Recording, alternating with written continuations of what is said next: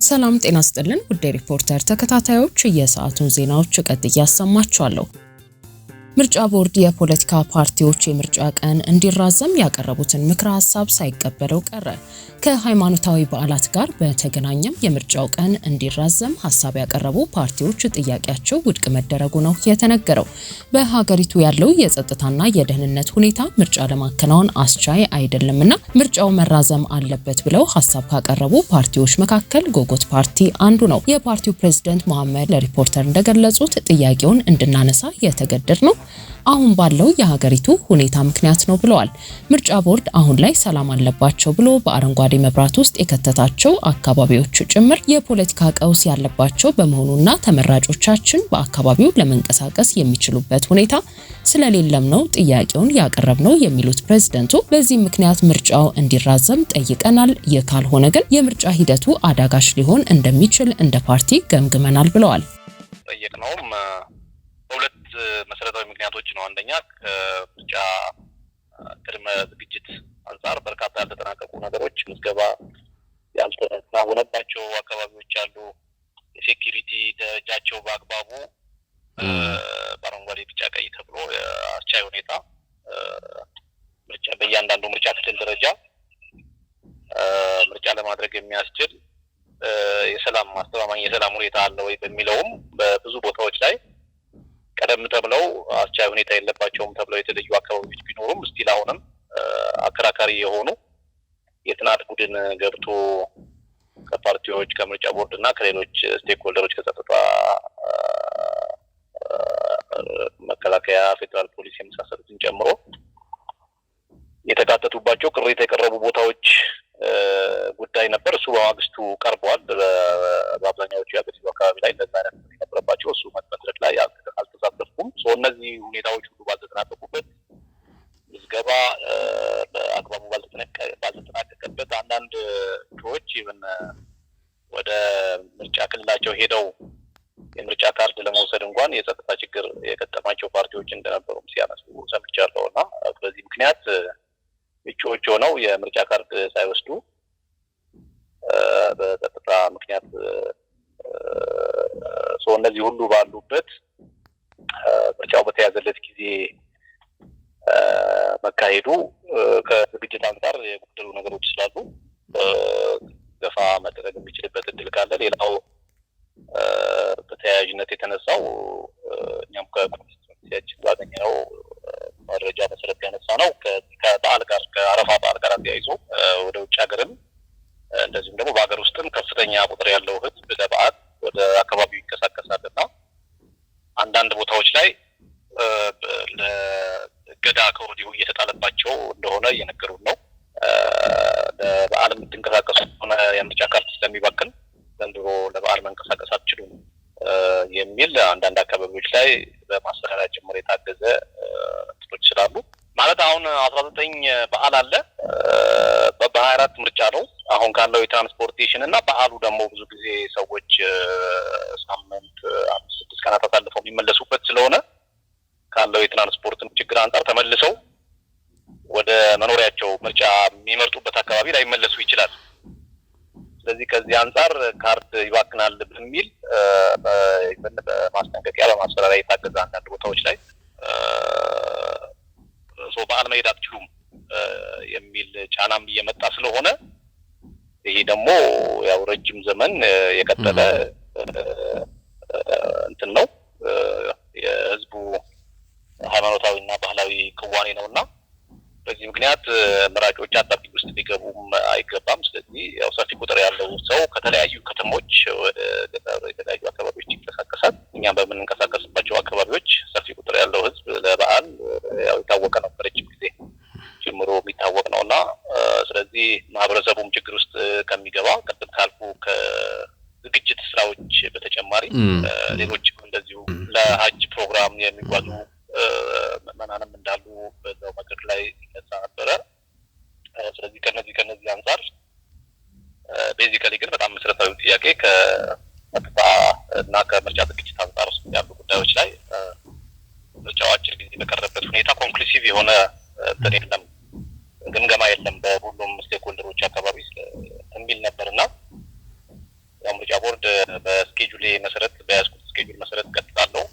ቀደም ብለን በተለይ ብናቅ ከበዓል ጋር የተያያዙ ጉዳዮች ስኬጁሉ ከመውጣቱ በፊት ወይም ስኬጁሉ ስናወጣ ነግራችሁ ቢሆን ኖሮ ኮንሲደር እናደርግ ነበር። አሁን ግን ያው ለሪከርድ ያህል እንጂ ነው ስኬጁሉን ማሸጋሸግ አንችልም የሚል ምላሽ ነው የሰጡት። በሌላ በኩል ከመጪው የአረፋ በዓልና የሀጂ ጉዞ ጋር በተገናኘም ጥያቄ ያነሱ ፓርቲዎች እንደነበሩም አቶ መሐመድ ገልጸዋል። በዓሉን ለማክበር የሚጓዙ እጩዎች በመኖራቸው የምርጫ ቀን ሰሌዳው መራዘም አለበት የሚል ይዘት በጥያቄያቸው ውስጥ እንደነበረ የገለጹት አቶ መሐመድ ይህ ጥያቄ በምርጫ ቦርድ በኩል ተቀባይነት ሳያገኝ መቅረቱን አንስተዋል። ለዚህም ቦርዱ እንደ ምክንያት ያቀረበው ቀድሞ የማሳወቅ ጉዳይ ሲሆን አሁን ላይ ይህን ምክንያት ተገን አድርጎ የምርጫ ቀኑን መቀየር እንደማይቻል ነው የተገለጸው ብለዋል።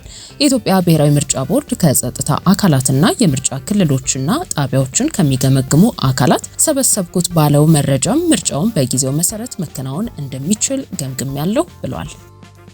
አዲስ አበባ አሁንም የ30 ቢሊዮን ብር የቤት ልማት ዕዳ ተሸክማ ትገኛለች ሲሉ ከንቲባዋ ገለጹ። የአዲስ አበባ ከተማ አስተዳደር ከቀደሙት የኮንዶሚኒየም ፕሮጀክቶች የተረከበውና አሁንም ድረስ ያልከፈለው የ30 ቢሊዮን ብር የቤት ልማት ዕዳ ከተማዋ ለአዳዲስ የቤት ግንባታዎች ከንግድ ባንኮች ተጨማሪ ብድር እንዳታገኝ እጅግ ትልቅ ማነቆ መሆኑን ከንቲባ አዳነች አቤቤ ገልጸዋል። ከንቲባዋ በዚህ ሳምንት ለከተማው ምክር ቤት በሰጡት ሰፊ ማብራሪያ ይህንን የዕዳ ጫና ለመቅረፍና የቤት አቅርቦቱን ለማሳደግ አስተዳደሩ አዳዲስ ፕሮጀክቶችን በቀጥታ ከመንግስት ግምጃ ቤት በጀትና ከውስጥ ገቢ እየሸፈነ መሆኑን አስታውቀዋል። ከንቲባ አዳነች ለአባላቱ ሲናገሩ ከ60 ቢሊዮን ብር በላይ ዕዳ ነው የወረስነው ያሉ ሲሆን በሂደት እየታሰበበት ከመጣው ወለድ ጋር ተዳምሮ አስተዳደሩ እስካሁን ድረስ ወደ 60 ቢሊዮን ብር የሚጠጋ ገንዘብ መክፈል መቻሉን አክለዋል። አሁን ባለው ሁኔታም በየጊዜው የተጠራቀሙ ወለዶችን ጨምሮ አሁንም ድረስ ወደ 30 ቢሊዮን ብር የሚጠጋ ዕዳ በላያችን ላይ ይገኛል። ይህንንም ዕዳ ሙሉ በሙሉ ከፍለን ለመጨረስ ጥረት እያደረግን ነው ብለዋል። ከንቲባዋ ይህንን የዕዳ ጫና ከተማዋ ከሀገር ውስጥ የንግድ ባንኮች ለአዳዲስ የቤት ግንባታ ፕሮጀክቶች አዲስ የገንዘብ ብድር ማግኘት ካለመቻሏ ጋር በቀጥታ አያይዘውታል። ከኮንዶሚኒየም የቤት ግንባታ ጋር የተያዘው ዕዳ ሙሉ በሙሉ ተከፍሎ እስካልተጠናቀቀ ድረስ አዲስ የባንክ ብድር ማግኘት አልቻልንም ነበር ሲሉ አስረድተዋል። እንደ ከንቲባዋ ገለጻ ከተማዋ በአሁኑ አስተዳደር ዘመን ለማግኘት የቻለችውን ውስን የፋይናንስ አቅርቦት በዋናነት የተጠቀመችው ከቀደሙት ዓመታት የተወረሱና የተቋረጡ የኮንዶሚኒየም ፕሮጀክቶችን ለማጠናቀቅ እንጂ አዳዲስ መጠነ ሰፊ የቤት ግንባታዎችን ለመጀመር አልነበረም።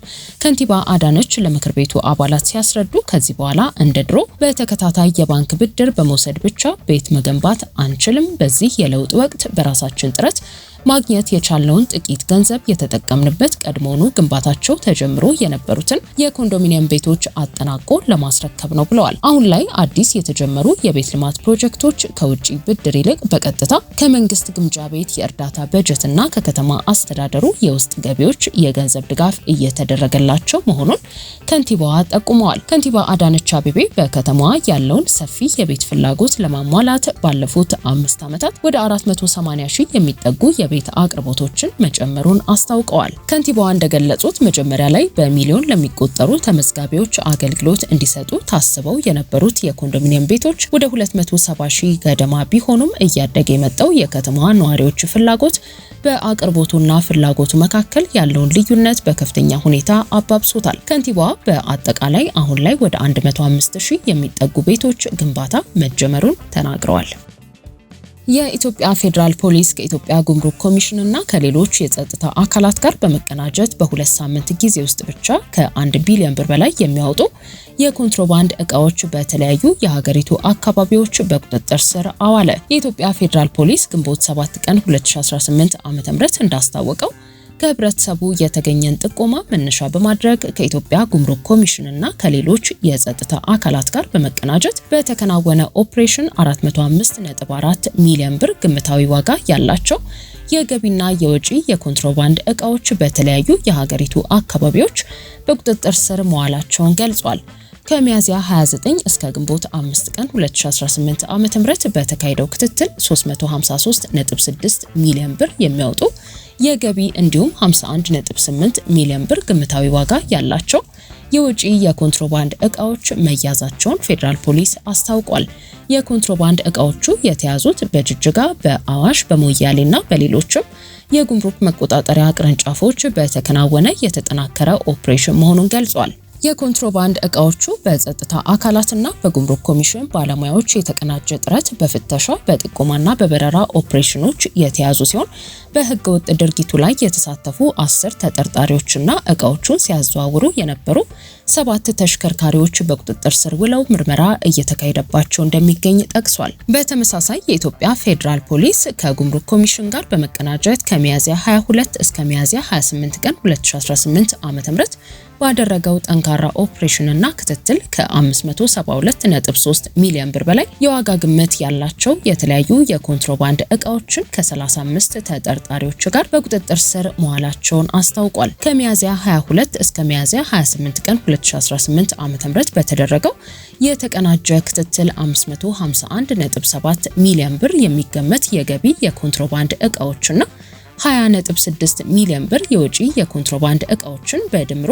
572.3 ሚሊዮን ብር ግምታዊ ዋጋ ያላቸው የኮንትሮባንድ እቃዎች በተለያዩ ቅርንጫፍ ጽህፈት ቤቶች መያዛቸውን ገልጿል። በቁጥጥር ስር ከዋሉት የኮንትሮባንድ እቃዎች መካከል አዳዲስና ልባሽ ጨርቆች፣ ኤሌክትሮኒክስ፣ የግንባታ እቃዎች፣ ቡና፣ ጥራጥሬ፣ የተሽከርካሪ መለዋወጫ፣ የመዋቢያ እቃዎች፣ ጫት፣ አደንዛዥ እጾች፣ መድኃኒት፣ ማዕድናት፣ የቁም እንስሳትና የውጭ ሀገር ገንዘቦች ይገኙበታል። የኮንትሮባንድ እቃዎቹ የኢትዮጵያ ፌዴራል ፖሊስ ከክልል የፖሊስ አባላት ከጉምሩክ ኮሚሽን ሰራተኞችና ከህብረተሰቡ ጋር በመቀናጀት ባደረገው ፍተሻ ጥቆማና በበረራ በጅጅጋ፣ አዋሽና ድሬዳዋ ጉምሩክ ቅርንጫፍ ጽህፈት ቤቶች የተያዙ መሆናቸውንም አስታውቋል። ከዚሁ ጋር በተያያዘ 35 ተጠርጣሪዎችና 4 ተሽከርካሪዎች በቁጥጥር ስር ውለው ምርመራ እየተጣራባቸው እንደሚገኝ አመልክቷል። በአጠቃላይ ከሚያዝያ 22 ቀን አንስቶ እስከ ግንቦት 5 ድረስ ባሉት 13 ቀናት ውስጥ 1.28 ቢሊዮን ብር የሚያወጡ የኮንትሮባንድ እቃዎች